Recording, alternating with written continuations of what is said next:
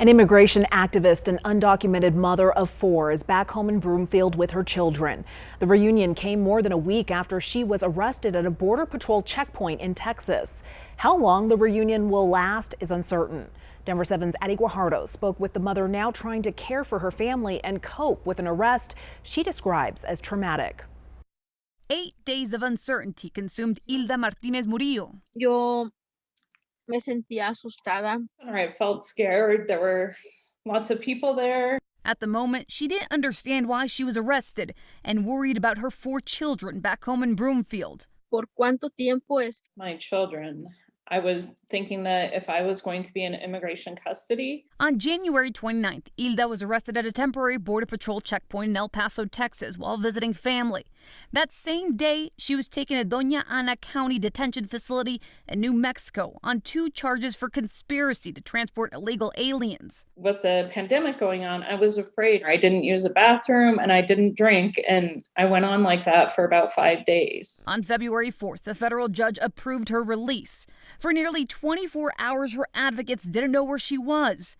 They later learned that day she was picked up by Border Patrol and placed at a holding facility stationed in Las Cruces, New Mexico.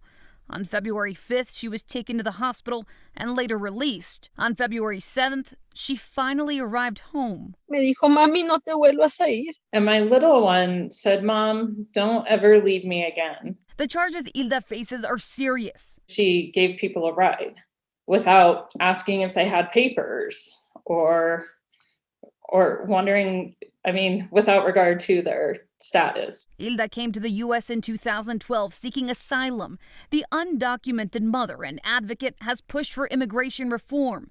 In 2020, her husband was deported, and now her future in the U.S. is uncertain. Her worries and time in jail keep her up at night. Fue un trauma. Trauma, fear. A nightmare. It was very dirty in there. She says at one point she was in a cell with 7 other people. We were in a small cell with people not wearing masks. Hilda says she's innocent. It may look bad to some people, but I didn't do anything to harm anyone or to break the law. Her future will be decided in court. Tough decisions lie ahead. But Hilda says exposing her children to the dangers back home in Mexico is not an option. Addie Guajardo, Denver 7.